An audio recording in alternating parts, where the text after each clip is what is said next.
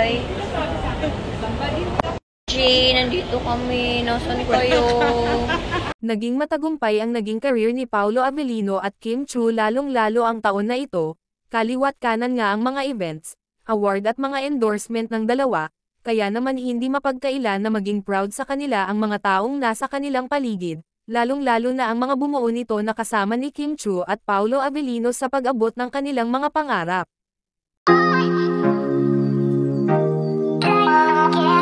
Namayagpag nga ngayon, ang karera ng dalawang ito na sina Paolo Avellino at Kim Chiu kung saan ay kaliwat kanan ang kanilang mga events at endorsement, matapos nga kasing dumalo ni Kimi sa Seoul Awarding sa Korea, ay meron na naman itong shoot kung saan ay shoot ito sa kanyang bagong endorsement.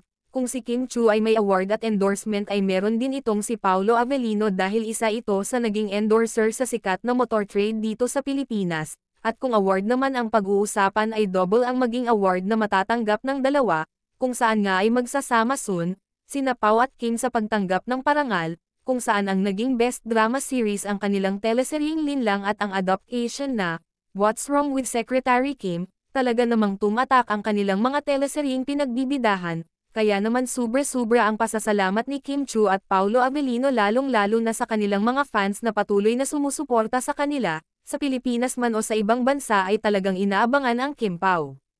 Kung ang mga Kim Pao fans ay proud at happy sa mga natatanggap na biyaya ni Kim at Pao, ay ganun din ang kanilang director na laging kasama ni Kim Chiu bukod sa pamilya at mga team ni Kimi ay isa sa mga proud ni Kim si Direk Lauren, na talagang suportado si Kimi. Makikita nga sa mga videos nito kung gaano siya ka-proud kay Kim, dahil sa tagal na rin nilang magkatrabaho ay tinuturing na ni Kim na ama sa industriya itong si Direk Lauren.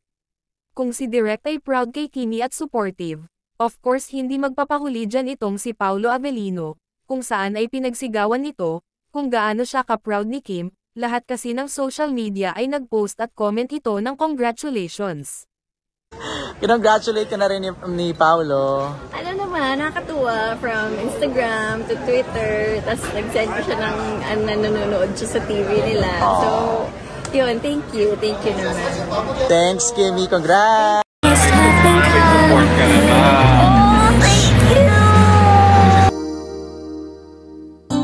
To never have sunlight on your face.